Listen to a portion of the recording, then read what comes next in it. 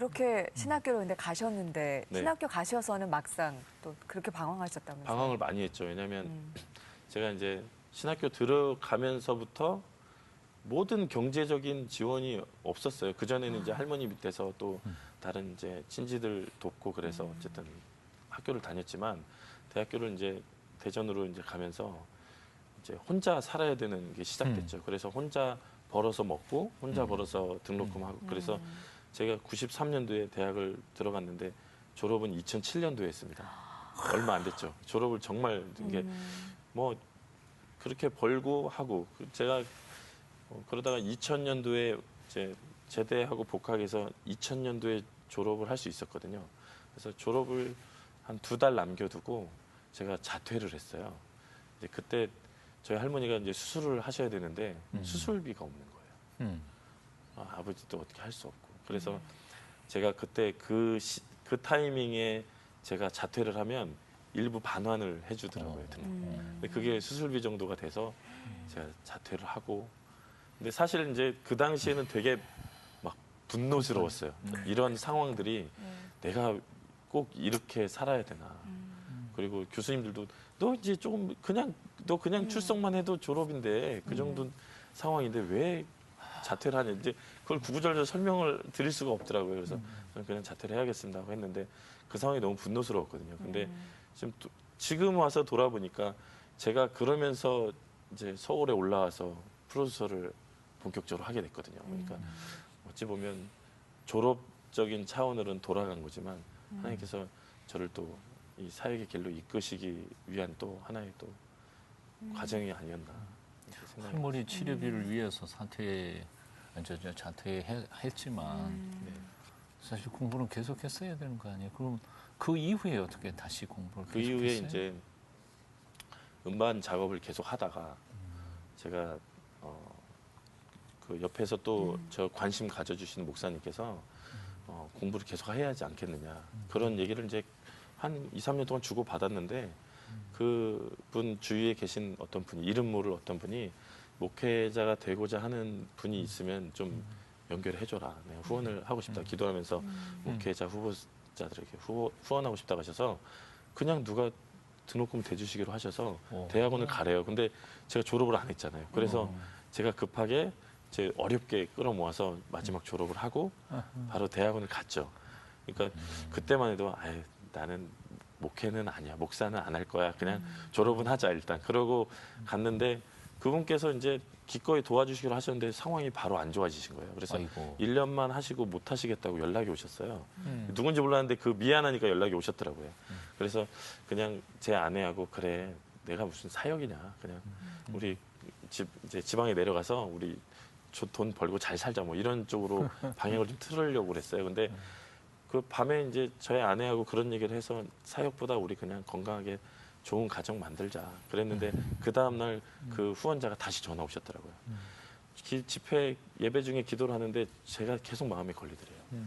후원하기로 했는데 그만두면 어떻게 될까? 그걸 계속 마음에 부담감을 주시더래요. 그래서 바로 연락 오셔서 이제 그분 따님을 유학 보내셨는데 그 딸을 귀국시켰어요. 아이고. 저를 후원하시겠다고. 그래서 제가 그러지 마시라고 했는데 끝까지 하셔가지고 제가 대학원까지 다 마쳤죠. 하나님의 은혜. 네, 그렇게 은혜로 공부를 다 마쳤죠. 그 할머니 하여튼 병원비 대시고 네. 돈 한 푼 없을 거 아니에요. 그러고 그렇죠. 어떻게 했어요? 그리고 제가 2000년도에 서울에 이제 올라와야겠다. 그때 20만 원. 더 이상 학교 갈 수 네, 없는 학교 처지고. 거기서 뭐 할 일도 없으니까 네, 네. 이제 가진 음악적인 달란트로 뭔가를 좀 해봐야겠다. 그래서 음악 공부를 더 스스로라도 혼자라도 해봐야겠다 해서 서울에 올라왔어요. 그래서 그 당시 이제 경희대학교 쪽에 와서 그 경희대학교 근처에 고시원을 제가 하나 잡았어요. 고시원이 한 달에 18만 원이더라고요. 들어가서 그냥 딱 누우면 끝나는 공간이. 그래서 잘 곳이 필요해서 고시원을 하고 2만 원 남은 걸로 제가 유명 스테이크 집 가서 저 자신을 위해서 최후의 만찬. 예, 저를 위해서. 따라 살아야지. 예, 그래서 그냥 딱 먹고 제가 이제 경희대학교의 그 음악 그 학과생들이 하는 그 건물에 들어가서 마치 내가 음대생인 것처럼 책 하나 들고 가서 그냥 피아노 치고 곡 쓰고 이제 낮에는 그렇게 하고 저녁에는 PC방에서 아르바이트하고 그렇게 한 보름인가를 지냈던 것 같아요. 보름인가 지냈는데 어느 순간 제가 음악 공부를 하는 게 메인이 돼야 되는데 일하니까 또 낮에 피곤하고 이러니까 이게 메인이고 점점 생활 패턴이 제가 그냥 일하고 그냥 놀고 먹는 사람이 되고 있더라고요. 보름 만에 그냥 그렇게 생각이 들어서 안 되겠다. 그래서 그냥 대책 없이 그만뒀어요. 그만두고 하나님께 제가 음악을 공부하고 내가 찬양 사역을 하길 원하는데 하나님께서 그 길을 보여주셨으면 좋겠다. 그러고 나서 이틀 후에 제가 그 신학교의 그 매점 사장님을 만났어요. 서울 한복판에서 우연히 대전 신학교에 있는 매점 사장님인데 서울에서 우연히 만난 거예요. 그래서 만나서 이제 뭐 식사하면서 이런저런 얘기를 하는데 내가 이런 상황이고 이렇게 됐고 내가 이렇게 지금 살고 있다 그랬는데 서울에 내가 지금 있는 집이 있는데 방이 하나 빈대는 거예요. 와라. 그래서 저야 뭐 염치고 뭐가 없죠. 알겠다고 그래서 바로 갔죠. 가서 그분이 저를 너무 좋게 본 거예요. 이제 좋은 마음으로 순수한 마음으로 찬양 사역하겠다고 해서 본인이 선교하는 마음으로 후원을 하기 시작하는 거예요. 그래서 먹고 자고 제가 움직이는 거 뒷바라지를 그분이 한 3년간 하셨어요. 아이고. 그렇게 돌아다니는데 또 정말 우연하게 제 이제 군대 고참을 만났어요. 군대 선임을 만났는데 그 선임이 어떤 분이셨냐면 그냥 문화 사역을 하겠다고 아주 그냥 똘똘 뭉친 신앙으로 똘똘 뭉친 분이셨어요.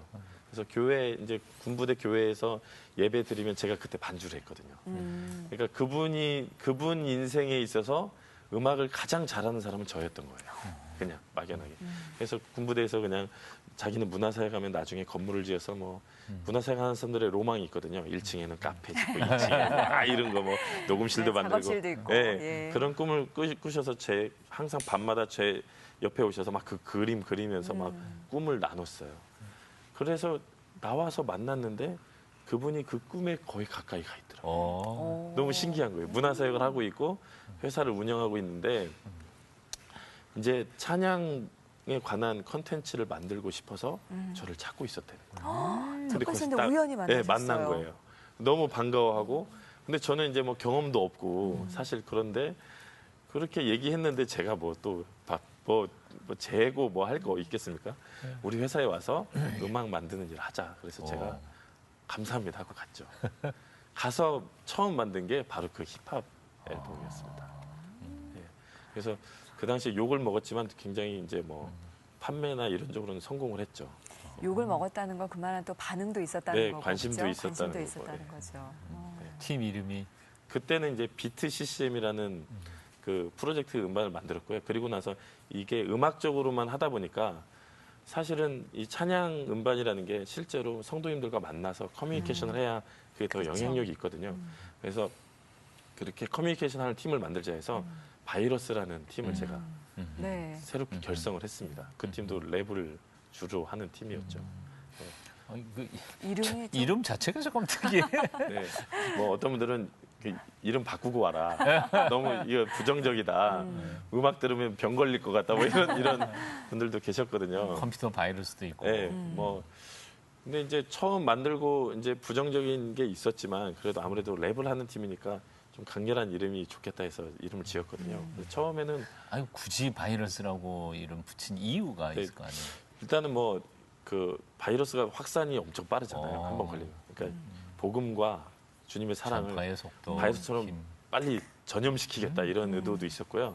이니셜로 이제 Victory is Revival in Us 해가지고 승리가 우리가 회복하는 게 승리다 이런 예, 그거의 약자이군요. 약자도 이제 만들고 그래서 청소년들한테는 뭐 인기가 뭐 네, 대단했다면서요. 청소년들 뭐 예를 들어서 바이러스 1집에 138이라는 곡이 있어요. 138이 찬송가 138장인데 그냥 그 숫자로 했거든요. 그럼 그 십자가 내가 처음 볼 때 나의 모든 두려움 사라져 이 노래인데 그 후렴만 저희가 노래를 하고요. 앞에는 이제 간증을 랩으로 썼어요. 우리 래퍼랑 제 간증을 해서 이제 부모님의 이혼 얘기 또 뭐 자살하려는데 뭐 다시 회복된 얘기 그다음에 친구 만났는데 그 친구가 가정폭력에 시달렸던 친구 얘기. 근데 다시 좀 회복되는 이런 거를 가사로 랩 가사로 써서 했는데 그 가사를 듣고 아이들이 많이 돌아왔어요. 집 나갔던 애들이 돌아오고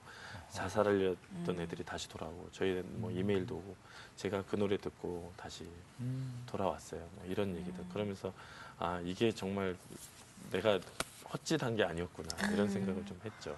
네. 한 영혼에게 영향을 끼치는 음악을 네. 만드셨네요. 목사님의 자신의 상처를 아까 좀 잠깐 얘기하셨는데 그걸 또 어떻게 치유하셨는지 그 얘기도 좀 글쎄요. 듣고 싶어요. 네.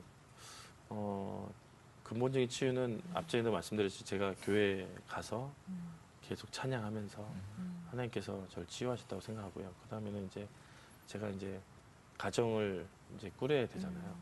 이제 제가 연애만 8년을 했거든요. 그래서 그 두려움이 있었던 거예요. 왜냐하면 나도 아버지처럼 살면 어떡하나 이런 두려움이 있었어요. 대부분 그러잖아요. 똑같이 그렇게 흘러가니까. 그래서 내가 이걸 극복할 수 있을까? 아니면 나도 답습하면 어떡하나? 왜냐면은 그래. 제 안에 그런 아버지와 같은 성향이 없겠어요. 당연히 있을 거라고 저는 생각해요. 근데 신앙으로 이겨내고 나 스스로 그걸 결단하고 또 저희 아내도 뭐 똑같진 않지만 비슷한 상처가 있어요. 아버지한테 뭐 폭력이나 이런 상처가 있어서 아내하고 저는 아주 분명하게 건강한 가정에 대한 욕심과 목표가 같았어요. 그러니까 대부분 이렇게 만나면 오히려 더 안 좋을 수도 있지만 역시 신앙의 힘이 위대하다고 저는 생각해요. 하나님께서 그런 마음을 주셔서 우리가 건강한 가정을 세우고 우리 아이한테는 그런 상처가 없는 그런 가정을 해야겠다. 그래서 어떻게 보면 그 제가 신앙생활하면서 하나님께서 오랜 시간 물론 요즘도 간증 집회 가면은 제 옛날 얘기하면 막 또 올라와요. 막 목이 메이고 막 올라오거든요. 근데 그러면서도 제가 그 오랜 시간 치유되면서 건강한 가정을 세우면서 두 사람이 아름다운 가정을 세우는 게 일종의 우리가 모델이 되자. 누가 보든 간에. 이런 것들이 이런 마음가짐 자체가 치유되는 과정이라는 생각이 들어요. 하나님께서 계속 마음 주시는 게. 아멘. 아버지가 되셨잖아요. 네. 하나의 아버지가 되고 나니까 아버지를 바라보는 시각도 좀 네. 달라지셨을 것 같아요. 그 예전에는 그냥 어쨌든 제가 중심이니까 제 중심으로 바라보면 사실 용서하기도 어렵고 그런데 어느 순간 하나님께서 그냥 제 3자가 돼서 보는 시각에 대해서 좀 마음을 주셨어요. 뭐 다른 분들도 그런 얘기를 하시더라고요. 그래서 제가 그냥 아들이 아닌 그냥 한 사람으로서 한 사람을 보는 생각을 들어서 아버지를 보는데 그냥 뭐 믿는 사람이 이런 얘기 하긴 그렇지만 뭐 팔자가 좀 더럽고 뭐 좀 안쓰러운 거예요. 그냥 그 한 인간으로 봤을 때 왜냐면 아버지도 그 기독교 집안이었고 저희 이제 아버지 형제 7남매인데 다 크리스찬이세요. 아버지도 교회를 다니셨고 하나님의 존재에 대해서도 믿으세요. 근데 본인이 어쩔 수 없는 그런 거라는 생각이 들더라고요. 그러면서 너무 제가 안쓰럽고 그러더라고요. 그러다가 이제 제가 이제 목사 안수 받는 날 아버지께서 담배를 끊으셨어요. 그날 한 40년 넘게 피워오신 거를 이제 그분 입장에서는 그게 죄가 아니었거든요. 그냥 삶이었거든요. 그런데 어느 날 이제 아들이 그래도 목사 된다고 자랑 좀 하셨나 봐요. 친구들한테. 근데 친구분 중에 안 믿는 분이 야, 네 아들은 목사 되는데 너는 담배 피냐?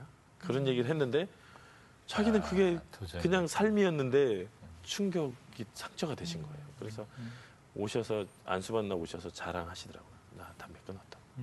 이번에 확실히 그런 것 같아요. 그래서 지금까지 안 피세요. 교회는 아직도 안 나가세요. 그래서 어떻게 이런 일이 생길 수가 있지 우리 할머니한테. 나는 정말 하나님이 계시다면 도저히 이럴 수 없어. 이런 마음이셨는데 하나님께서는 의식 없는 사람도 쓰시는구나. 제가 엄마라고 불러본 사람들이 그렇게 많은데 그분들이 신앙은 다 가져가셨어요. 재미있게. 저희 그래요? 할머니, 저희 할머니 통해서 다 나갔는데 신앙은 가져가시고 그 나이 젊으신 분도 지금 신앙생활 하시더라고요. 계속. 지금 제가 결혼하고 이제 6년 차인데요. 6년 동안 제가 밥 다 했습니다. 와. 와.